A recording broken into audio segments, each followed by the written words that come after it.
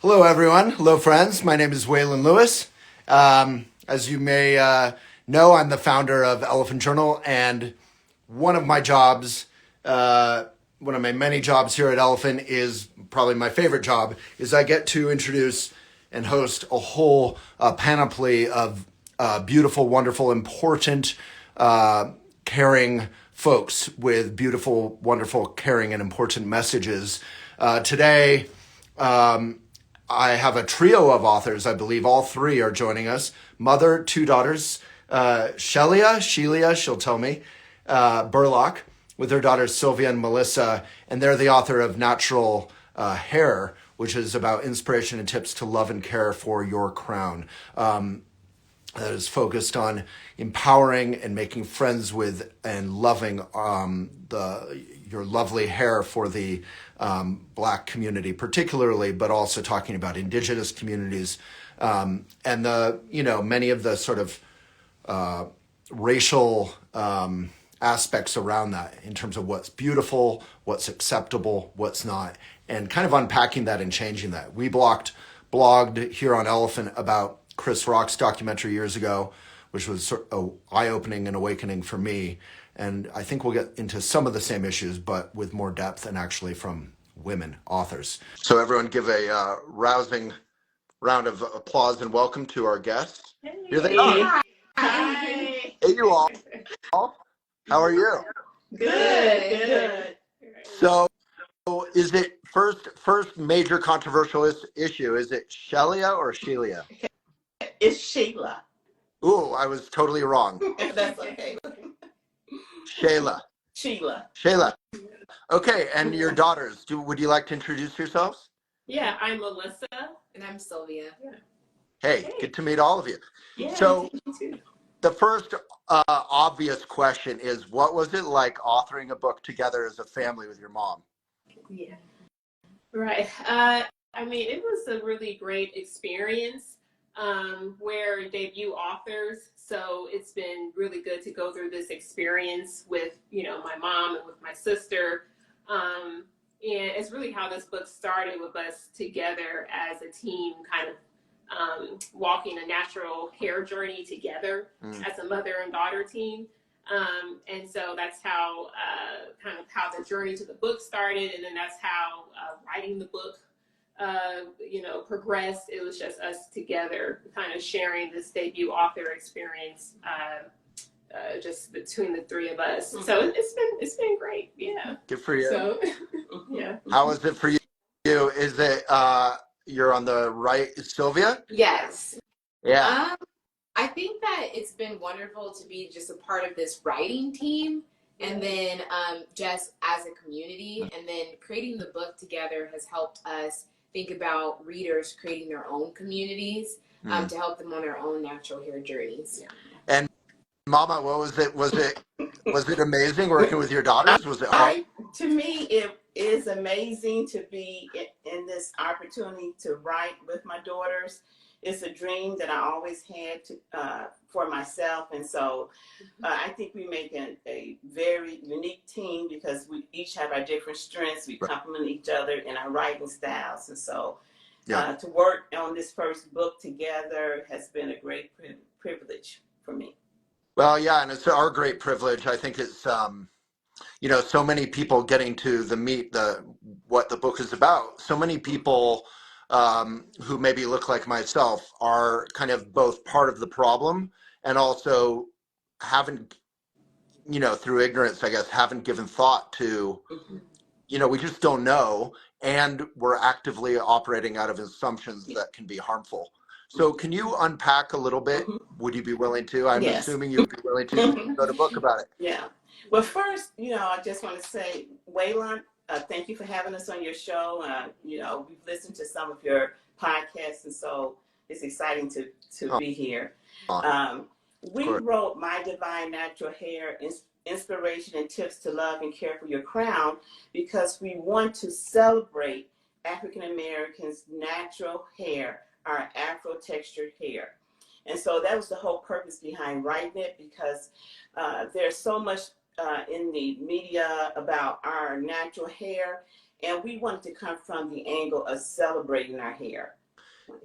Yeah, so I want to give you full encouragement and permission to call out any, if I say anything that's, ignorant or a microaggression, please feel free. Use me as an example.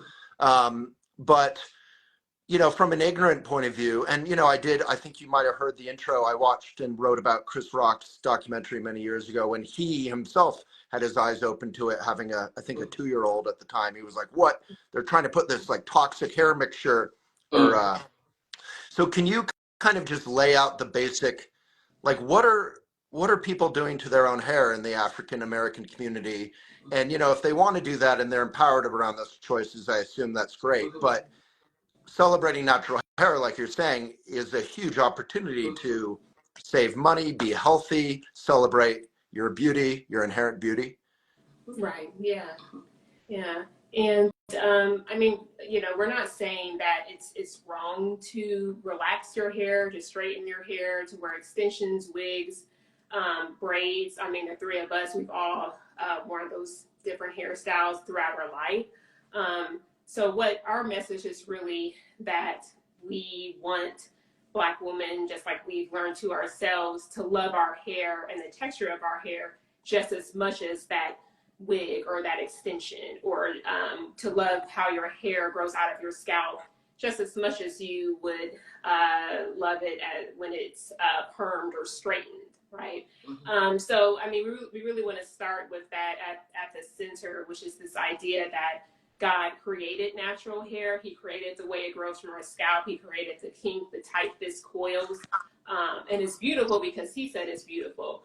And so we think that when we move from that spiritual identity of our hair and that spiritual understanding of thinking about our hair, that's when we can make the best choices about how to care for our hair. One of the things we talk about in the book is how loving our hair and caring for our hair can be a way of glorifying God and growing closer to our Creator, right? So we really want to encourage Black women and girls just to start from that place of just loving the way your hair grows out of your scalp, and then letting that dictate, how the different ways that you style your hair. And if you wear a protective style, or if you do choose to straighten it sometimes.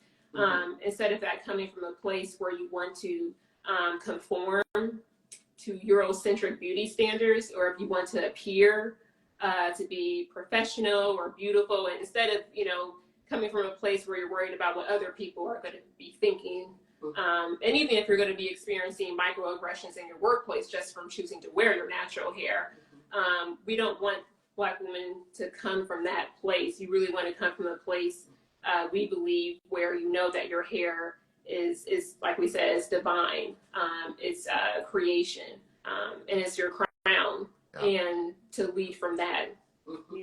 Yeah, I appreciate your use of the word crown, because there is something like, you're a queen in your life, of your life, and there's something royal about embracing, as you say, how God made you, or how you making friends with your own beauty without the Eurocentric. Like, I think a lot of us in mainstream media, right, probably, or in the world of people brought up around mainstream media, we look at Kamala Harris and we think, oh, that's an empowered Black woman's hair. And again, no shame, nothing's wrong, but like she could, like, I remember it being super exciting and kind of, it was a big news cycle when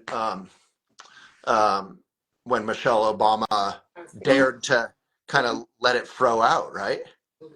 Right. Yeah.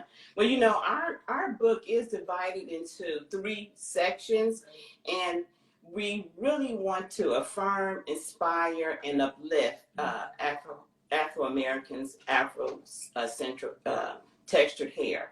And so the first part of the book, we affirm by talking about hair history and our personal hair stories. In the middle of the book, we inspire through inspirational reflections, which begin with a Bible quote or a quote from a famous person, and it ends with a hair prayer or an encouraging statement.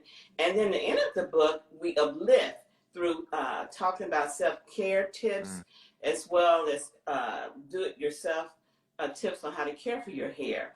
And so it's not so much focusing on the style, but like Melissa is saying, it's understanding that the way our hair grows from our scalp, our God-given Afro-textured hair is good. And so Sylvia may want to talk more to our do-it-yourself tips at the end of our book. Yeah, and I was going to say that we actually mentioned Michelle Obama in the book, and we talk about how, like, during the White House, how she wore her hair versus how when she wasn't in the White House. And so that is one of the things that we kind of, like, unpack and then kind of talk about how we can, like, take something away from that. But all of the stories that we include in the book are so that people can relate to them and then figure out how to use that in their own lives. And Sylvia, you're saying, Sylvia, that, like, I think from my limited knowledge, Michelle Obama, felt more comfortable wearing her hair how she liked, more natural when she was out of the White House than when she was in. Is that true? Yeah, and and that's kind of our own. That kind of is reflective of the a black woman's natural hair journeys to sort of get to a point where you are comfortable with wearing your hair naturally. I know all three of us. I mean, you asked about how it was writing this book with my mom and my sister, and what was great is that really had an intergenerational perspective, right? So. Mom's hair story and her experience with her hair with, her mother was different than our experience with our mom doing our hair, growing up, right? And so it's really a journey of, us being proud of our hair, but then getting into the workplace and trying to, at least for me, my personal, hair journey is trying to conform to sort of this aesthetic of straight hair being beautiful or professional.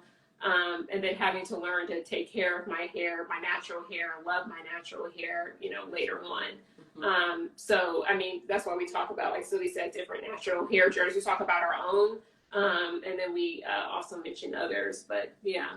And do you all feel like it's getting radically quickly better finally, that like in mainstream commercials and stuff, you'll see, black women with their natural hair, starting probably Shelia in the 60s, maybe around feminism and black liberation, that it's taken a long time to kind of, I mean, it sounds like it's still a prevailing norm that it needs to be straight or whatever, but is it opening up and changing finally a bit?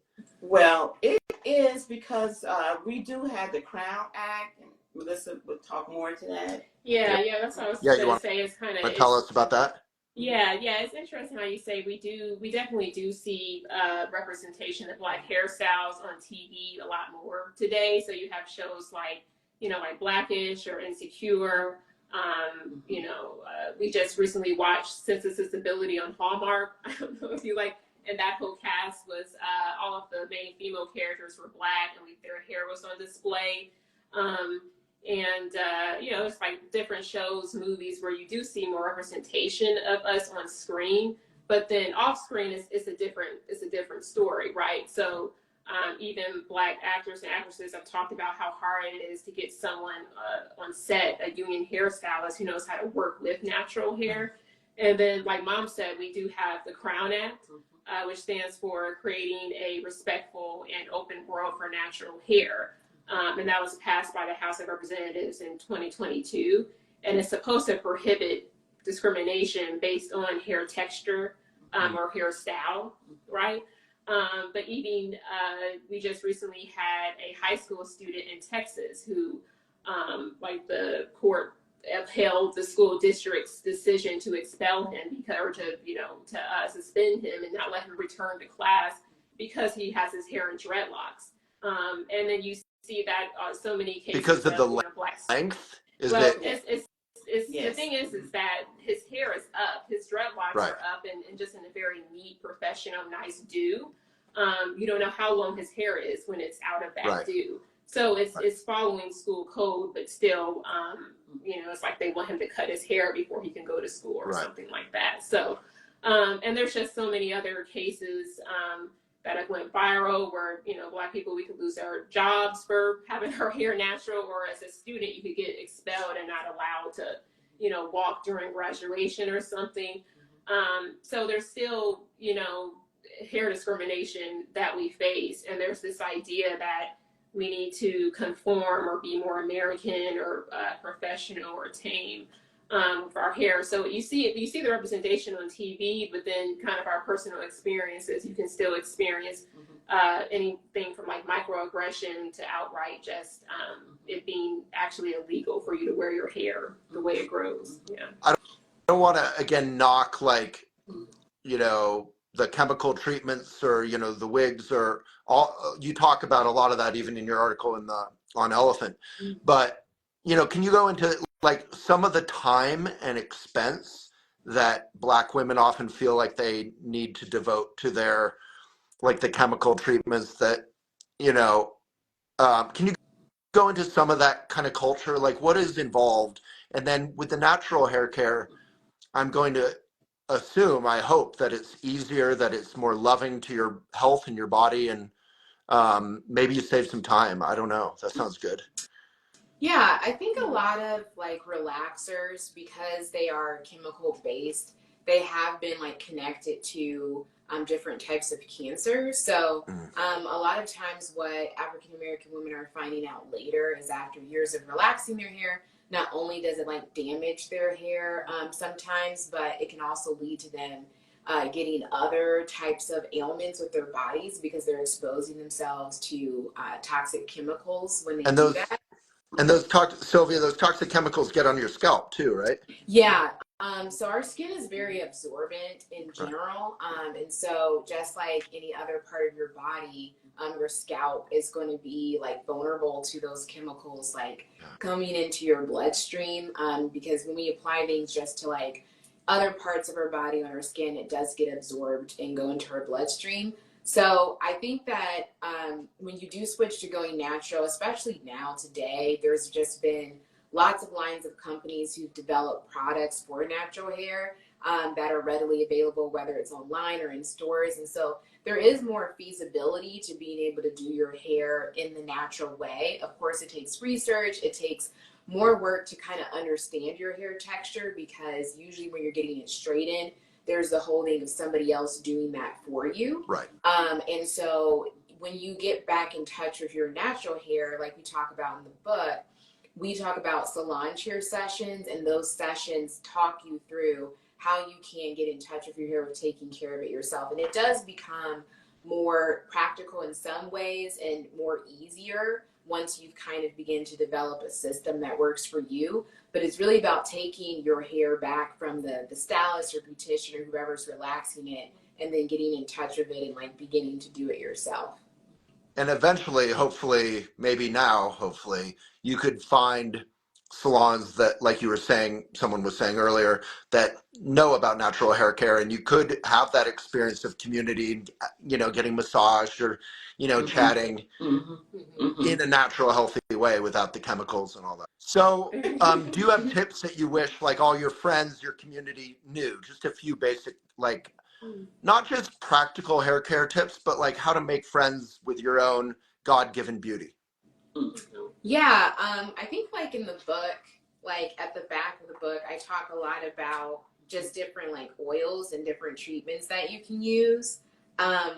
One of the ones I talk about is like a homemade flaxseed gel, so that's really helpful. A lot of times when people are switching from being having their hair relaxed to then natural hair, they might struggle with like inflammation on their scalp. So one of the tips I have in here is like for like a recipe that helps with like a scalp oil massage that has like thyme and cedarwood essential oils in it. And I think that scalp massages are probably one of the bigger things that I would recommend, because you can find like commercially prepared oils that are going to be used for a scalp massage, or you can buy the essential oils and dilute them in a carrier oil and then use them yourself. But it's kind of like a self-care moment too, because you're massaging your scalp at night before you go to bed. It can be a nightly routine, which people really like to talk about today. You can have somebody else do the scalp massage, so involving like a loved one to help you with that. And so it's kind of, once again, like taking back caring for your hair yourself. Mm. But I would definitely suggest scalp massages as one of the main tips, because it activates the blood flow of the scalp, which helps accelerate hair growth. And it can just be like a really relaxing routine and to de-stress, because sometimes some hair loss can be connected to stressors as well. Mm-hmm. Yeah, right. Mhm. That makes sense. Mm-hmm. Yeah, thank you for that. And then like on a spiritual level, how do you, is it through community? Is it through reading your book? You know, how do you unpack like generations and hundreds of years, or, you know, at least 200 years, Mm-hmm. if not more, of like weird, you know, racist, societal, you know, like you said more eloquently, Eurocentric beauty standards? Or how do you unpack that and just make friends with your own Yeah. God-given beauty? That's a real good question. You know, we always say that our faith defines our hair, not our hair defining us. And so what we mean by that is that because of our faith in who we believe God is and what he says about our hair, we're able now to think and believe that truth about our hair. And one part of our book, we have a timeline, and Melissa wrote, starting all the way back to before slavery, all the way back to Africa, bringing in the spiritual connection. You can talk more, please. Yeah, I mean, part of unpacking that is understanding, your history, and really the history of our hair can be told in the history of our people, So, like Mom said, just starting back in like 15th century African societies, hair and the way we wore our hair said a lot about who we were. So your hairstyle could dictate or could signify your sewer name, your clan you were from, your geographic origin, what god or goddess you worship, because you would have a different hairstyle indicating that. Hair was like the highest part of your body, so it was seen as having a spiritual significance that way. And it was interesting because during the transatlantic slave trade and then later enslavement, slave traders would actually just chop off. That was one of the first things that they did to, kidnap enslaved Africans, where it's just this chop off your hair or shave your head. So it was physically severing you from that community or your identity. Right? And were they doing that to like try to remove your dignity, or? Yeah.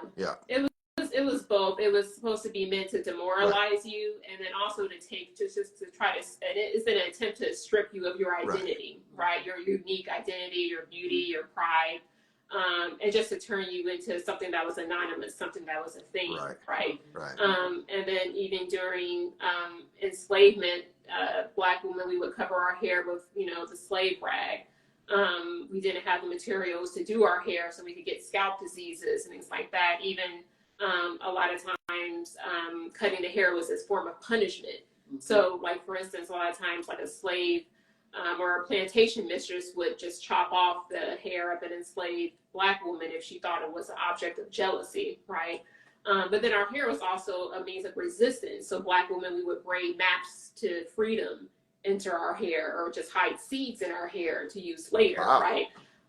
And then after, enslavement, after the Civil War, Black people, we wanted to sort of conform to Eurocentric beauty standards in a way to sort of assimilate into a majority white dominant society. Thanks for listening. Hope you're getting a lot out of it. The full conversation is on our indie platform that supports and continues our work, elephantjournal.com/videos. You can subscribe, listen, watch, and participate there. And when you do so, you'll keep these mindful videos and podcasts going. elephantjournal.com/videos. May it be of benefit.